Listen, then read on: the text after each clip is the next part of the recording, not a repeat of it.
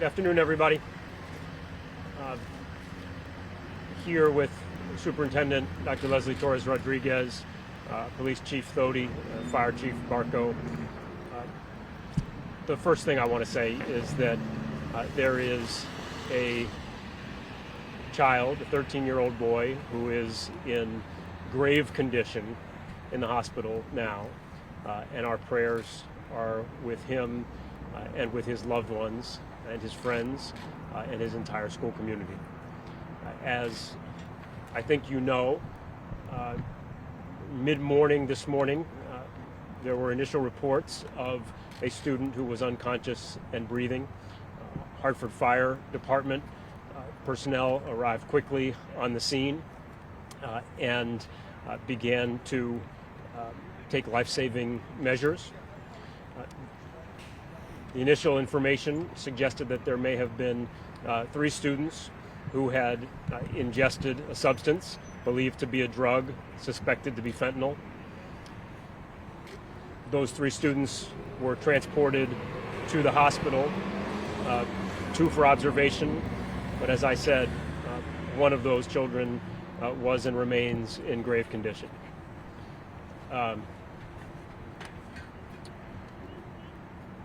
We have since gotten reports of initial analysis showing that the substance was fentanyl.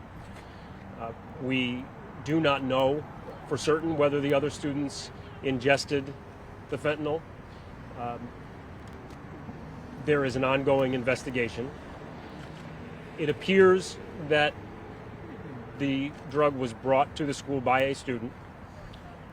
Immediately after the first responders responded and the children were transported to the hospital, the school was placed in a code yellow, which is a situation in which everyone is asked to stay in place.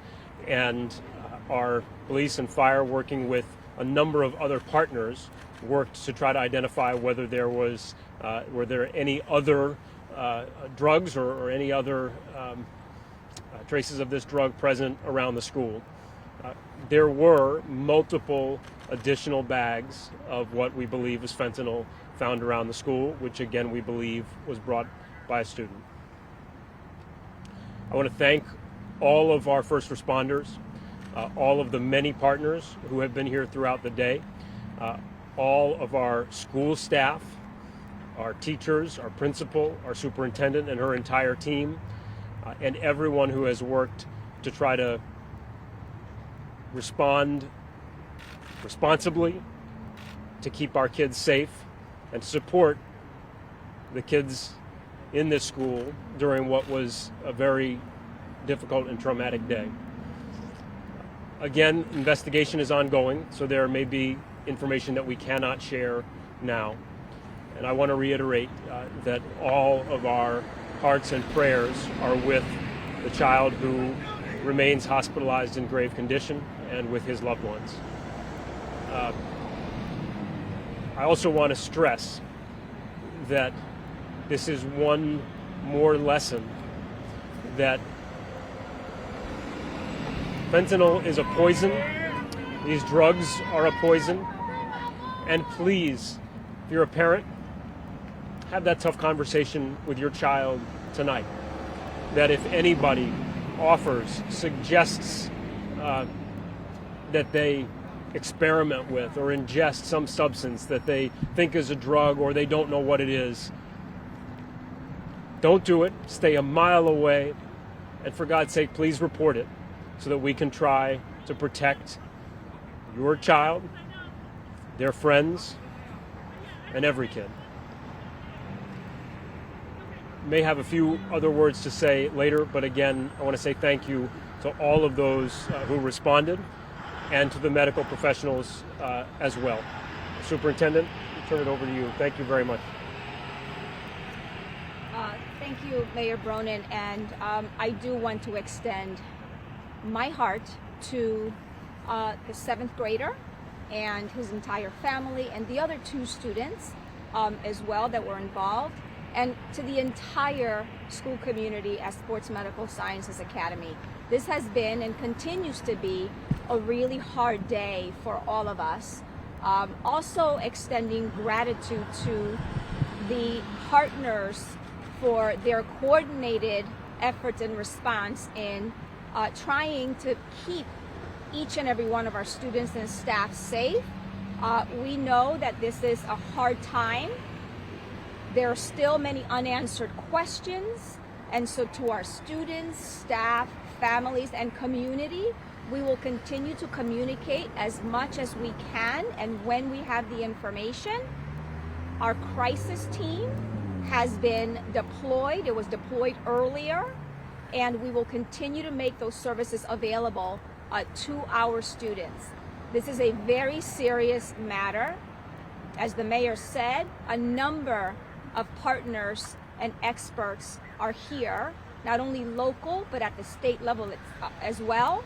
And so I just wanted to pause and reiterate what the mayor stated with regard to our families, our caregivers, having conversations as to the seriousness of any drug, especially unknown drugs, and that if a student, family, or anyone sees something, to say something, because not only do we have folks at school that can support, but we have experts that can help us try to get to the bottom of what has happened.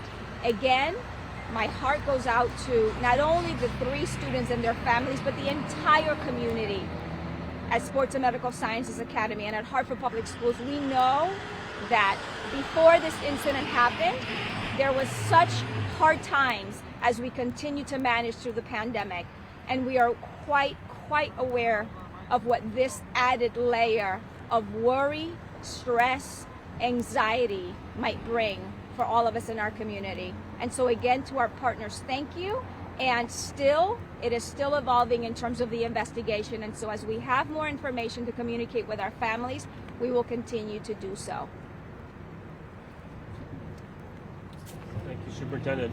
We're happy to take any questions, including our police chief and fire chief, some of our partners. As for the 3 boys who overdosed, there was a 7th grader, he was 13 years old, is that correct? 12 is not 12 to 13 years old. The child who is in grave condition is 13. 13. Are they all in the same grade? What's that? 7th grade? The children, 7th graders. All 7th graders. have the other 2 children and teacher been released from the hospital? The ones that may have been exposed. At this point, we don't have that information. Have you been able to talk to anyone involved as far as the teacher or the 2 students, other students?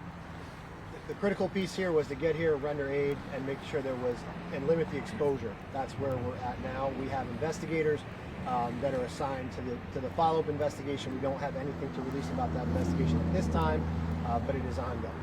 The reason I ask, I'm wondering if you know at this point whether the student didn't realize what he was doing, or thought maybe it was candy or some other substance. We wouldn't have any indication of that at this point.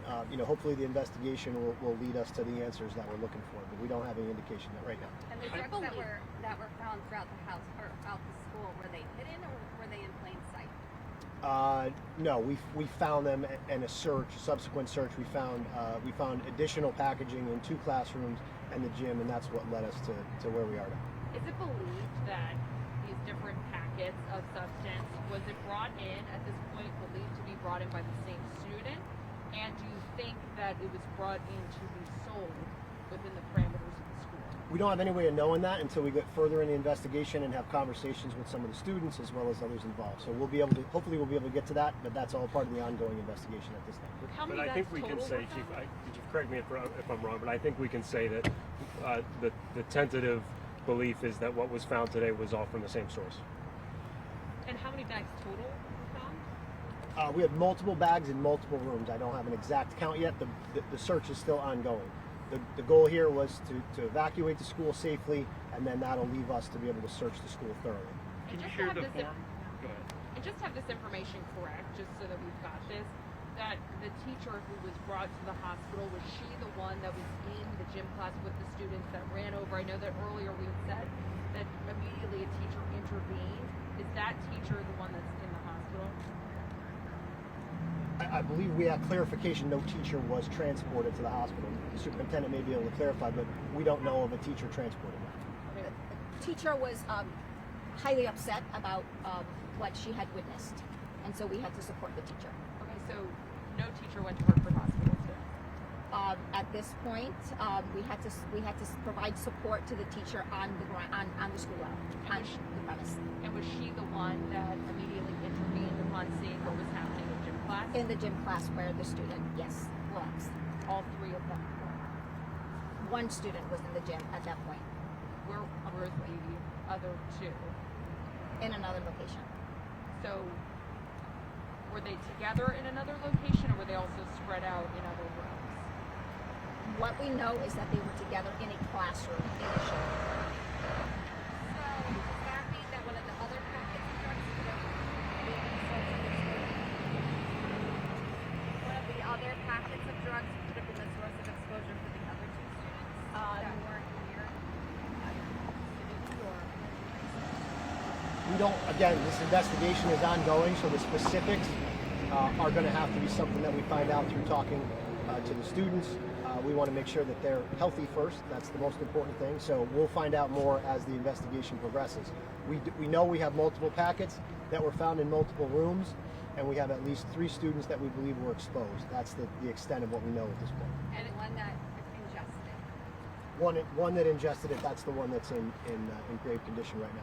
Can you share what form the drugs were in? Because oftentimes, unfortunately, fentanyl is cut with, or other drugs are cut with fentanyl, cocaine, or marijuana, all kinds of different drugs.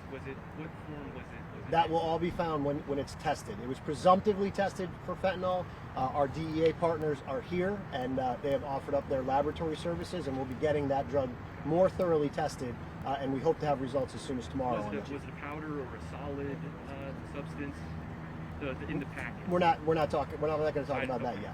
Right. And as far as like reaction to this kind of thing, even just exposure levels, could that be dangerous as well for people at home that are watching this and they're saying, what's the impact of just being around something versus actually ingesting something when you have a reaction just by doing it? I'm going to give a quick reaction and then invite anybody else to add on to it. Fentanyl is a poison, and it is a powerful poison, and you don't need to ingest it for it to poison you. Just being around it, breathing the air in a room where it's in, can be dangerous. We've had incidents where our own law enforcement officers have been exposed by being in a room where there was fentanyl and subsequently had to be rendered medical aid. This is powerful, it is poisonous, and coming into contact with it can be deadly. I have a question. If that's the case, can you just talk about, I guess, decision making of what the school day looked like inside the school? Because kids are just getting let out of school now. So, I mean, was there a lockdown? What was done to kind of keep them safe? Yeah, so as the mayor referenced earlier, there was a code yellow, and so that means that everyone stays where they were at the moment of notification to the school, to the main office, and they were not movement. There was no movements for a few hours, right? Students did not move, and so we continued to communicate with our classrooms. We were not able to distribute lunch to our students because, after the guidance from our experts, we could not risk contaminating any other area. And so this is why, as part of the dismissal process, an area was established for each and every student and staff member that was in the school to step into and decontaminate their shoes. Superintendent, do schools do Hartford Public? Oh, go ahead. here. Yes, they're here. Considered a hazmat situation. Explain what they're doing. Yeah, so there's different variations of fentanyl. There's carfentanil and fentanyl. Carfentanil can be dangerous in the air. Before we get conclusive tests, we had to treat this as a worst case scenario, which is why the lockdown, which is why the DEP is here. We had to lock the school down and make sure that we did not increase exposure.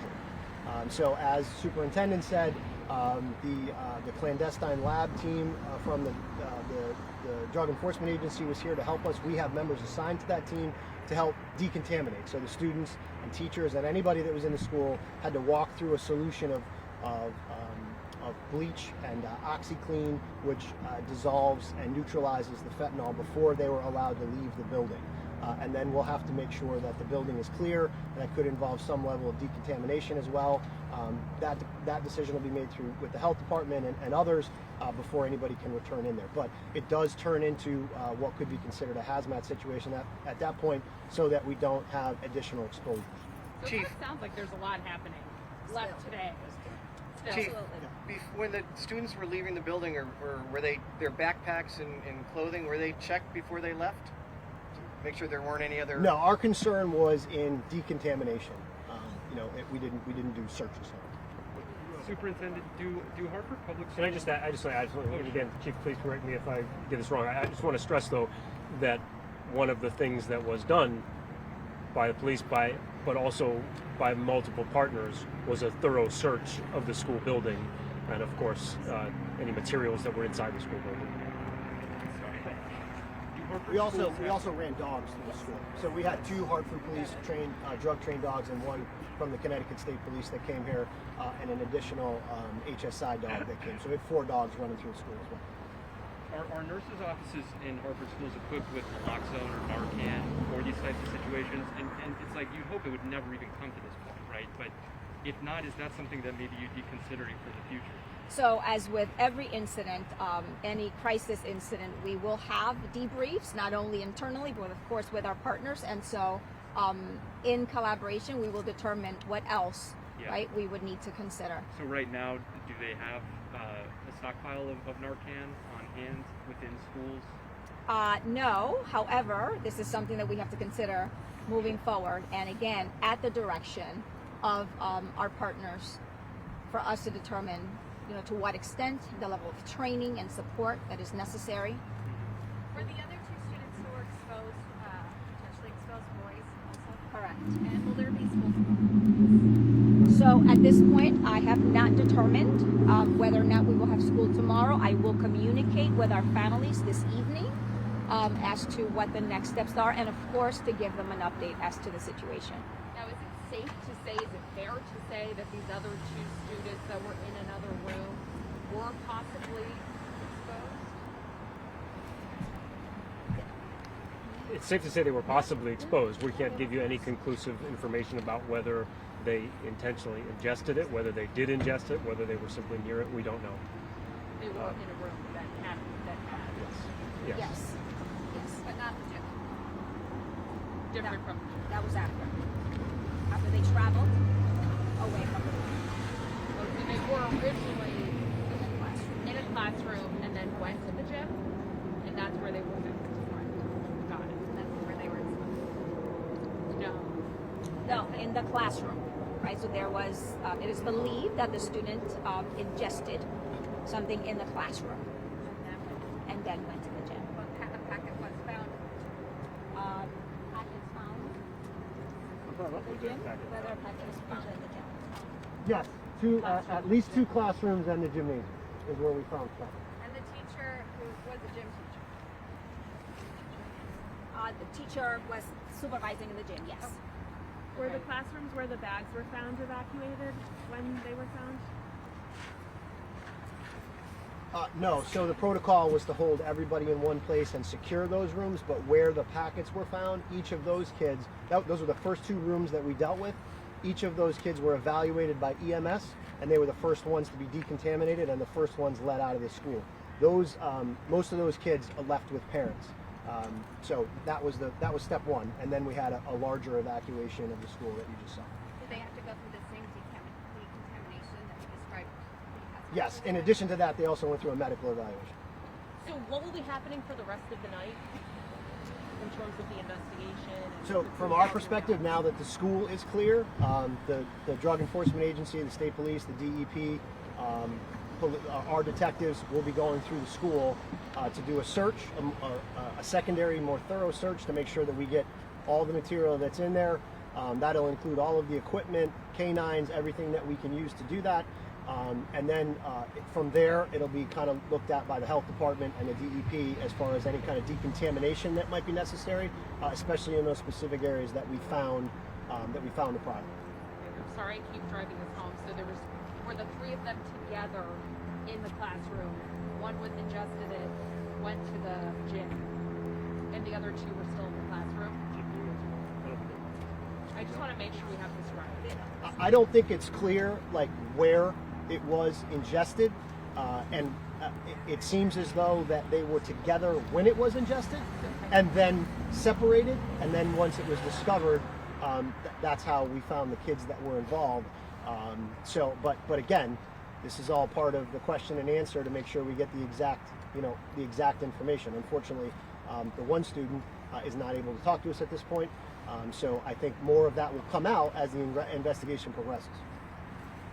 I know there's lots of questions. I think we've shared all the information that we have, and we will share additional information as we get it. As we close out, let me just again say that our entire community is praying for this child in the hospital and for his family. And again, make an ask of every parent to talk with your kids and make sure they know how serious and how dangerous any unknown substance can be and any drug can be. Please have that conversation tonight. We're talking about 7th graders. It's never too early to have that conversation, to ask your kids to be careful, to stay away, and as the superintendent said, to say something so that we can avoid situations like this, which can be a matter of life and death. Thank you all very much. Again, investigation remains ongoing, and we will share information as we get it and as we can. Thanks, everybody.